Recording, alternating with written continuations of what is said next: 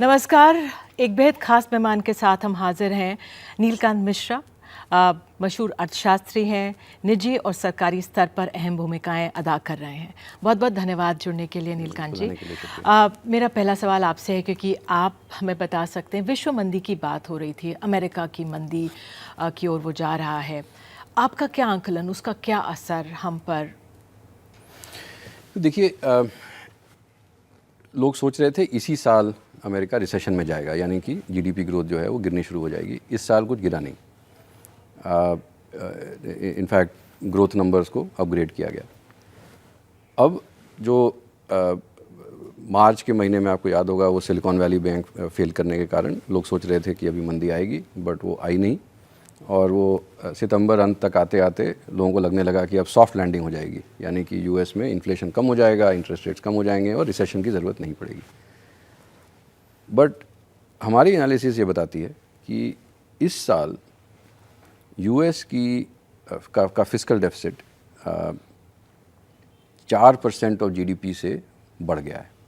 यानी कि उनको $1 ट्रिलियन का फिस्कल डेफिसिट करना था, वो जो उनका वित्तीय वर्ष जो है वो 30 सितंबर को ख़त्म होता है, तो वित्तीय घाटा अब $2 ट्रिलियन हो गया है।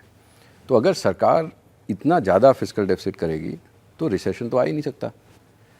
अब मुश्किल ये है कि यूएस इकॉनमी के लिए कि अगर आप फिस्कल डेफिसिट बढ़ाते नहीं रहेंगे तो इकॉनमी को, आपकी ग्रोथ को आप सस्टेन नहीं कर सकते। तो अगले साल उन्होंने अगर फिस्कल डेफिसिट फ्लैट भी रखी, जो कि अपने आप में एक प्रॉब्लम है, तभी भी इकॉनमी रिसेशन में आएगी। सबसे बड़ी प्रॉब्लम यह है कि उन्होंने फिस्कल डेफिसिट इतनी बढ़ा दी है कि अब यूएस गवर्नमेंट बॉन्ड खरीदने वाला कोई बचा नहीं, तो इसलिए रेट्स बढ़ रहे हैं। और वो रेट्स बढ़ने के कारण पूरी दुनिया में डिमांड जो है वो अब कम होने लगेगी, और इसीलिए रिसेशन जो होगा वो अब बहुत डीप हो सकता है। डीप हो सकता है। और कब तक सर? क्योंकि we are in a connected world. Yes. तो अगर हमारे देश पर क्या उसका असर हो सकता है? तो इसके 4 ज़रिए हैं या पाथवेज हैं जिससे कि हमारी इकॉनमी पे असर पड़ेगा। पहला है कि हमारी सर्विसेज ग्रोथ जो है वो और स्लो हो जाएगी, तो ऑलरेडी काफ़ी स्लो है। तो अगर यूएस में रिसेशन आता है तो जैसे हमारी आईटी सर्विसेज इंडस्ट्री है, या अभी हमारे बिजनेस सर्विसेज एक्सपोर्ट्स भी काफ़ी बढ़े हैं। बहुत सारे बड़े स्ट्रैटेजी कंसल्टेंट्स अब इंडिया में बैठ के काम करते हैं। तो सर्विसेज ग्रोथ अभी, और सर्विसेज एक्सपोर्ट्स इंडिया के लिए अब 10% ऑफ जीडीपी हैं। तो मान लीजिए कि वो 15 का 5 तो ऑलरेडी हो गया है। अगर वो 5 का -5 हो जाता है तो 1% जीडीपी ग्रोथ फिर और चला जाएगा। दूसरा जरिया है और दूसरा पाथवे है गुड्स एक्सपोर्ट्स की। दुनिया भर में फिर गुड्स की डिमांड और कम हो जाएगी। ऑलरेडी गुड्स डिमांड जो है, क्योंकि चीन का भी ख़राब कर रहा है, यूरोप में बहुत वीक डिमांड है, जापान में वीक डिमांड है।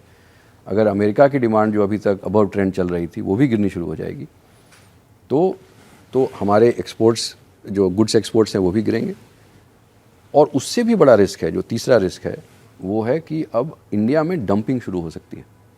कि देखिए, अगर दुनिया भर में केवल इंडिया ही एकमात्र इकॉनमी है जहाँ पे डिमांड थोड़ा रेजिलिएंट है, तो हर मैन्युफैक्चरर इंडिया में बेचना चाहेगा। तो इंडिया के मैन्युफैक्चरर्स जो हैं उनका कंपटीशन बहुत बढ़ जाएगा। जैसे अभी आपने देखा होगा बहुत सारे केमिकल्स में, जैसे एक VSF होता है, विस्कोस स्टेपल फाइबर, जो आर्टिफिशियल, वो जो टेक्सटाइल्स और एपरल जो नॉन कॉटन होते हैं उसमें जाता है। उसकी कंपनीज अब लॉसेस बना रही हैं बिकॉज वो चाइना से डंपिंग शुरू हो गई है। सो यही चीज़ अब मैन्युफैक्चर्ड गुड्स में भी हो सकता है। तो ये तीसरा प्रॉब्लम है। चौथा प्रॉब्लम है कि अगर यूएस रिसेशन में गया और वहाँ का जो यूएस गवर्नमेंट बॉन्ड पे जो यील्ड होता है, जो कितने कॉस्ट पे यूएस गवर्नमेंट बोरो कर रही है, उसको दुनिया भर का रिस्क फ्री रेट बोलते हैं।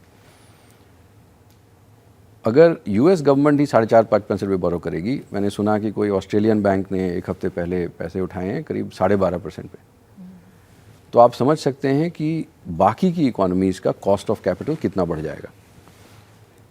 ऑलरेडी जो इंडिया के अच्छे बोरोवर्स हैं, जैसे बहुत नामी गिरामी स्टील कंपनीज़ हैं जिनको कि डॉलर लोन्स पहले आसानी से मिलते थे, पिछले 6-8 महीने में डॉलर लोन्स अवेलेबल ही नहीं है। तो इससे क्या होगा कि जो फाइनेंशियल मार्केट्स हैं, बॉन्ड मार्केट्स हैं, इक्विटी मार्केट्स हैं, उसमें बहुत ज़्यादा वॉलेटिलिटी आएगी।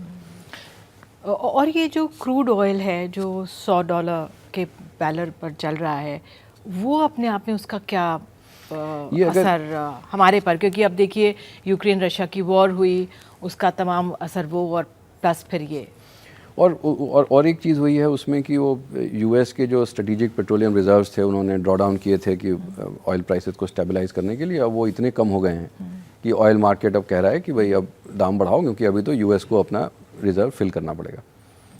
बट मेरे हिसाब से अगर यूएस रिसेशन आता है, और आपने देखा होगा कि ऑयल प्राइसेस अभी पिछले 2-3 दिन में गिरने शुरू हो गए हैं, क्योंकि अब लोगों को रिसेशन का डर लगना शुरू हुआ है। तो अगर यूएस रिसेशन अगर से मई जून अगले साल आने वाला है, तो कमोडिटी मार्केट, स्टॉक मार्केट्स जो हैं वो 6 से 9 महीने पहले रिस्पॉन्ड करना शुरू करते हैं। तो अगर यूएस रिसेशन आता है और तो डिमांड कम होगी और ऑयल प्राइसेस जो हैं खुद ब खुद कम हो जाएंगे। अगर ऑयल 100 पे रहता है या और भी बढ़ जाता है, अगर 120 हो जाता है, तो हमारी इकॉनमी पे बहुत ज़ोर से असर पड़ता है। तो $1 पर बैरल इंडिया की इकॉनमी के लिए $1.5 बिलियन का साल का इम्पैक्ट होता है। तो अगर $25 पर बैरल से अगर तेल के दाम बढ़ते हैं तो करीब $40 बिलियन से इंडिया, आप समझ लें कि हम उतना ही तेल खरीद रहे हैं, बट अब हमें $40 बिलियन ज़्यादा देना पड़ रहा है। वो ऑब्वियसली किसी के हाथ से जाएगा। तो सर हम क्या तैयारी कर सकते हैं, व्हाट स्टेप्स या एनी सुझाव? तो आई थिंक ऐसे में आप देखें कि पिछले 3-4 साल में क्योंकि अगर हमारा फोकस मैक्रो इकोनॉमिक स्टेबिलिटी पे है, हमेशा एज इंडिविजुअल्स, एज कंपनीज, देश का भी होता है कि अगर हम थोड़ा रिस्क लें तो हम और ज़्यादा ग्रो कर सकते हैं, वर्सेस कि अगर हम अपने आप को स्टेबल रखें तो हम बहुत दिन तक ग्रो कर सकते हैं। तो अगर मैक्रो इकोनॉमिक स्टेबिलिटी पे फोकस रहा कि हम अपना, जैसे फिस्कल डेफिसिट पे, मतलब चुनाव आने वाले हैं लेकिन उसके बावजूद फिस्कल डेफिसिट का जो कमिटमेंट था उसको मेंटेन किया, अगर हम अपने आप को मैक्रो इकोनॉमिकली स्टेबल रखें तो ये जो वेव्स ऑफ टर्बुलेंस आएंगी उनको हम बेटर विथस्टैंड कर सकते हैं। बहुत गंभीर सवाल मैंने आपसे ऐसे ही पूछ लिया, लेकिन जो इन्फ्लेशन का दबाव है हम सब पर, और 5 साल एक स्टडी आई है कि पहले जो हमारा जीडीपी का 11.5% हम इंडियन सेव करते थे, और अब कोविड के पहले इतना था और अब 5% रह गया है। तो जो हम मध्य वर्ग हैं उनके लिए क्या आप कह सकते हैं? इन आंकड़ों में थोड़ा क्लैरिटी रहना बहुत ज़रूरी है। ये जो 11 का 5 हुआ है, ये नेट हाउस होल्ड सेविंग हुआ है। तो इसके 2 भाग होते हैं, एक होता है ग्रॉस हाउस होल्ड सेविंग और एक होता है house hold borrowing. Gross house hold saving जो है, जैसे हम आप अगर मान लीजिए 100 रुपये कमाते हैं, 60 रुपये खर्च करते हैं, तो 40 रुपये की सेविंग है। ये प्रोपोर्शन जो है ये 11.2 का 10.8 हुआ है। तो इसमें ज़्यादा गिरावट नहीं आई है, और मेरे ख्याल से 10-11%, मेरे ख्याल से 12-13 होना चाहिए अगर सस्टेन ग्रोथ रखना है, बट इसमें कोई चिंता की बात नहीं। ये 11 का 6 इसलिए हुआ है कि जो हाउस होल्ड बोरोइंग है ये 5-6% से बढ़ गई है। अब ये क्यों बढ़ी है? क्योंकि 10 साल बाद हमारी हाउसिंग मार्केट फाइनली रिकवर कर रही है, तो मॉर्गेज डिमांड जो है वो बढ़ रहा है, तो हाउस होल्ड जो है बोरो करके अपने घर खरीद रहे हैं, इसमें क्या बुराई है? दूसरा, हमारा household debt to GDP जो है वो दुनिया में जितने भी बड़ी इकॉनमीज हैं उनके मुकाबले में बहुत छोटा है। और ये क्यों है? क्योंकि हाउस होल्ड बोरोइंग जो है वो कभी भी 5 करोड़ 10 करोड़ की तो होती नहीं है, वो तो होगी 10 लाख, 5 लाख, 8 लाख की या 50,000 की। अब इस डिनोमिनेशन में इतने छोटे टिकट साइज़ पे लोन देना बैंक्स को बहुत मुश्किल है, क्योंकि आप कोई बैठ के उसको इवैल्यूएट ही करेगा, उसमें इतना खर्च हो जाएगा कि वो लोन ही अनवाइबल हो जाएगा। बट अभी ये जो यूपीआई और डिजिटल डेटा और अकाउंट एग्रीगेटर मॉडल, तो नए नए फ्रेमवर्क्स आ रहे हैं जिससे कि आप छोटे टिकट साइजेस पे बहुत लोन्स दे सकते हैं। तो अनसिक्योर्ड लेंडिंग भी बढ़ रही है, अनसिक्योर्ड लेंडिंग का पर्सनल लोन्स भी बढ़ रहे हैं, यानी कि कोई कोलैटरल लिए बिना बैंक बोले कि भाई आपका बैंक अकाउंट हमने देख लिया, आपकी नेट इनकम जो है 50,000 रुपया महीना है, उसका मैं 20% EMI लेके इतना लोन दे दूंगा, मुझे रिस्क नहीं है, उसका इंटरेस्ट रेट ज़्यादा होगा बट आपको मैं लोन देने को तैयार हूँ। तो ये लोन्स भी बढ़ रहे हैं। तो अगर लोग घर खरीद रहे हैं जिनको पहले लोन्स नहीं मिलते थे उनको अब मिल रहे हैं, इसमें क्या बुराई? तो इसलिए ये चिंता की बात नहीं है। और आखिरी सवाल यह है कि एक मॉर्गन स्टैनली की रिपोर्ट आई थी कि इंडिया का, अगर हम चुनावों के बाद स्टेबल मार्केट होता है तो 10% हमारा मार्केट राइज करेगा, जो स्टॉक मार्केट है, और अगर वो हुआ तो 20 से 60% गिर सकता है अगर स्टेबल गवर्नमेंट ना आए। आपका क्या प्रोजेक्शन है सर अगले 6 महीने के लिए? ये इस तरह ये सोच जो है ये बहुत गलत है।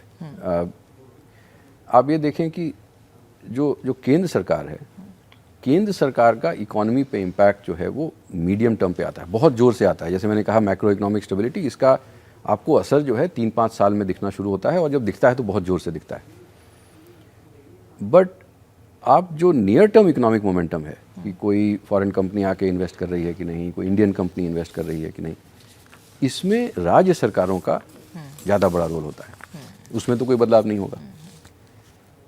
दूसरा आप देखें कि जो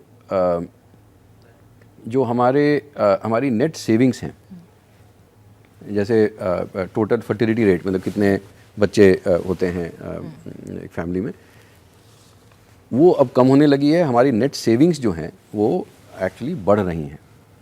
फाइनेंशियल सेविंग्स में भी वो दिख रहा है। जैसे अभी 30 से 35 बिलियन डॉलर हर साल इक्विटीज़ में इन्वेस्ट हो रहा है, मतलब स्टॉक मार्केट में जा रहा है। वो ऑप्शन में लोग हो जाए, और उसका तो सरकार के बदलने से कोई असर नहीं पड़ेगा।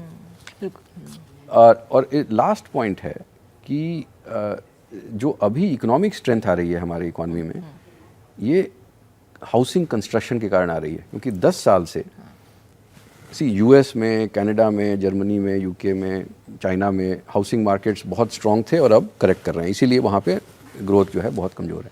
हमारे यहाँ पे 10 साल से रियल एस्टेट कंस्ट्रक्शन रिसेशन में था, अब जाके टर्न कर रहा है। जब ये टर्न करता है तो इसमें सरकार बदलने से कोई अपना घर बनाना तो बंद नहीं कर देगा। तो मुझे लगता है कि इस तरह का सेंसेशनलिस्ट फोरकास्ट जो है ये एकदम ही गलत है। अंत में संक्षेप में क्लास, आप देशवासियों को या मिडिल क्लास आदमी है उसको क्या संदेश देना चाहेंगे इस समय सेविंग्स को लेकर, अपने घर के बजट को लेकर? लास्ट सवाल। देखिए, अगला 1 साल 1.5 साल जो है ग्लोबल इकॉनमी के लिए बहुत टर्बुलेंट होगा। अगर हमारी किस्मत अच्छी रही तो 1-1.5 साल ही रहेगा, 5 साल नहीं होगा।